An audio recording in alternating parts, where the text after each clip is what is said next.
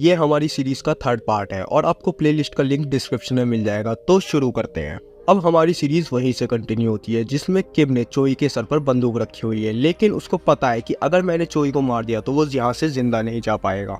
इसलिए किम चोई को बंदी बनाकर ले जाता है और तभी वहाँ गार्ड आ जाते हैं। लेकिन किम ने चोई को बंदी बना रखा था, इसलिए चोई की सेक्रेटरी सबको गन नीचे रखने के लिए कहती है।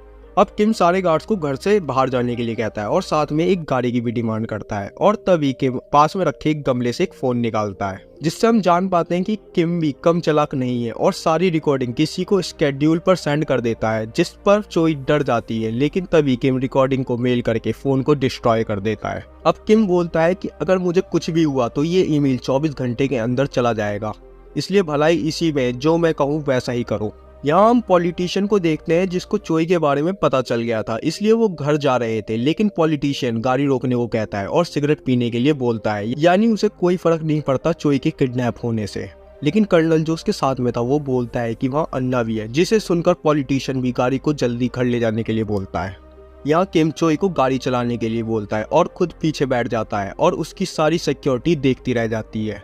लेकिन सिक्योरिटी किम की गाड़ी को चेस करने लगते हैं। अब हम चोई को देखते हैं जो गाड़ी चला रही थी और किम को ऑफर देती है कि अपनी कीमत बोलो, जो भी तुम बोलोगे मैं उसका डबल दूंगी। किम रिप्लाई देता है कि अगर मैंने वो ईमेल तुम्हें दे भी दी तो तुम फिर से मेरे पीछे पड़ जाओगी। जिस पर चोई बोलती है ठीक है, हम नेगोशिएट कर सकते हैं और मैं अपनी उस बेवकूफ़ी को दोबारा से नहीं दोहराऊंगी और तुम ज़्यादा टाइम तक जिंदा भी नहीं रहोगे। लेकिन किम लास्ट रिप्लाई देता है जिस पर चोई सदमे में आ जाती है और किम बोलता है कि तुम्हारा पति तुम्हारे में से और ईमेल में से किसको चुनेगा, जिस पर चोई के पास कोई रिप्लाई नहीं रहता। अब हम यहाँ एक बाइक को देखते हैं जिन्होंने किम और चोई की कार को हैक कर लिया था और गाड़ी के ब्रेक फेल कर दिए थे, साथ में स्पीड को भी बढ़ा दिया था। जिस पर किम चोई को बोलता है कि कार धीरे चलाओ, लेकिन चोई बोलती है कि गाड़ी की स्पीड खुद बढ़ रही है और ब्रेक काम नहीं कर रहे। जिस पर किम और चोई दोनों को कुछ समझ नहीं आता कि ये काम किसका है। और हम यहाँ कर्नल को देखते हैं जो चोई को बचाने के लिए गया था, लेकिन उनमें से किसी को समझ नहीं आता कि इनकी स्पीड क्यों बढ़ रही है। अब किम को समझ आ जाता है कि बाइक वालों ने ही हमारी कार को हैक किया है, जिस पर वो गन निकालता है। लेकिन चोई बताती है कि कोई फायदा नहीं, ये गाड़ी बुलेट प्रूफ है। इसलिए किम चोई को ड्राइवर सीट से हटने के लिए कहता है और खुद कार ड्राइव करने लगता है और साथ में चोई को कार के शीशे को डाउन करने की कोशिश करती रहो, ये बोलकर बाइक वालों को गिराने का ट्राई करता है। अब किम को समझ आ गया था कि इनकी रेंज ज़्यादा दूर तक नहीं है, वरना ये हमारा पीछा नहीं कर रहे होते। इसलिए किम अपनी कार की स्पीड को और तेज कर देता है, जिससे सिग्नल वीक होने से कार के शीशे खुल जाते हैं। लेकिन बाइक वाले अच्छे से चेस कर रहे थे। तभी किम अपनी कार को ड्रिफ्ट करता है और बाइक वालों पर शूट करता है, लेकिन बाइक वाले बच जाते हैं। जहां चोई के आदमी को भी समझ आ गया था कि बाइक वाले ही ये काम कर रहे हैं, इसलिए चोई के आदमी भी बाइक वालों के पीछे लग जाते हैं। अब यहाँ चोई बहुत डर गई थी, लेकिन किम किसी तरह उस गाड़ी को कंस्ट्रक्शन जोन में ले जाता है ताकि कार रुक सके। लेकिन कार इतनी तेज थी कि उस कार का क्रैश होना पक्का था, इसलिए बाइक वाले रुक जाते हैं और मिशन कंप्लीट ये सोच रहे थे। लेकिन तभी चोई की सेक्रेटरी गार्ड को बोलती है कि उड़ा दो सालों को, और चोई के आदमी बाइक वालों को उड़ा देते हैं। यहाँ हम कार को देखते हैं जो ओवर स्पीड के वजह से पलट जाती है और चोई के आदमी की कार भी क्रैश हो जाती है। अब ब्लैकआउट हो जाता है और हमें कार दिखाई जाती है जहाँ किम और चोई बुरी तरह से घायल हैं, साथ में चोई के आदमी भी बहुत बुरी तरीके से घायल हैं।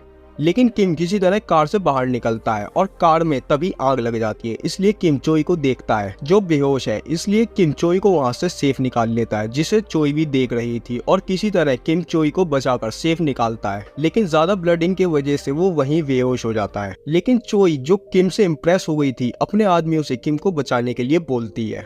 अब आती है द डर्टी पॉलिटिक्स। हम यहाँ हॉस्पिटल को देखते हैं जहाँ चोई और किम दोनों एडमिट हैं और खतरे से बाहर हैं।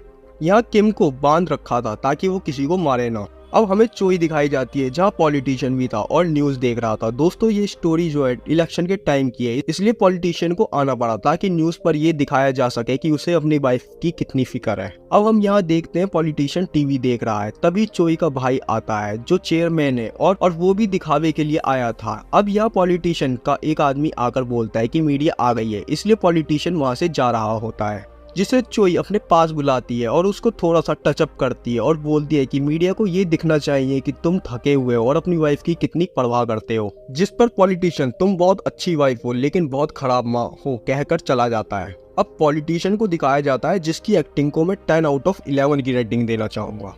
वहाँ वो मीडिया के सामने पहले रोता है और फिर एक बहुत खतरनाक इमोशनल ड्रामा करता है जिससे रिपोर्टर तक रोने लग जाते हैं। उसके बाद बोलता है कि मैं हिंसा नहीं चाहता और अब मैं प्रेसिडेंशियल कैंपेन के लिए खड़ा नहीं होऊंगा, मतलब इलेक्शन के लिए भी खड़ा नहीं होऊंगा, जिसे सुनकर सब लोग शॉक हो जाते हैं।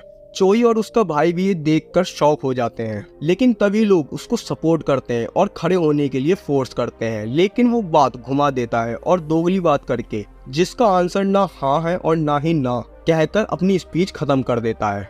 अब सब लोग असमंजस में हैं कि ये खड़ा होगा या नहीं होगा। यहाँ मीडिया वाले पॉलिटिशियन के हक में थे और उसको खड़ा होने के लिए बोलते हैं, यानी लोगों का फुल सपोर्ट। अब हम उनके अपोनेंट्स को देखते हैं जो उनकी पॉलिटिक्स देखकर दंग रह गए थे, लेकिन फिर भी चोई से मिलने के लिए जाते हैं। यहाँ चोई का भाई बोलता है कि तुम्हारी सारी प्रॉपर्टी विदेश में सुरक्षित है, जिसे तुम जब चाहो ले सकती हो, और ब्लू हाउस में जाने के बाद तुम मुझे इसकी 10 गुना प्रॉपर्टी वापस दोगी, और इतना कहकर चला जाता है। यहाँ अपोनेंट पार्टी का पॉलिटिशियन भी पहुंचता है, जो मीडिया से मजाक करता है कि मैं खुद सदमे में हूँ कि ऐसा कैसे हो गया, और चोई से मिलने के लिए चला जाता है, जहाँ चोई उसको इज्जत के साथ अलविदा करती है और वो वहाँ से चला जाता है। यहाँ कर्नल किम से बात करते हैं कि तुम्हारे ऊपर सारे लगे हुए इल्जाम हम वापस करवा देंगे और बदले में तुम चोई के बॉडीगार्ड बन जाओ, जिस पर किम मना कर देता है और कर्नल के कई बार मनाने पर भी नहीं मानता और वहाँ से जाने लगता है। दोस्तों एक बात बताना मैं भूल गया, जब किम बेहोश था हमें उसका पास्ट दिखाया जाता है, जहां वो ईरान में किसी लड़की से शादी के लिए पता करता है और वो लड़की किम को हाँ बोल देती है।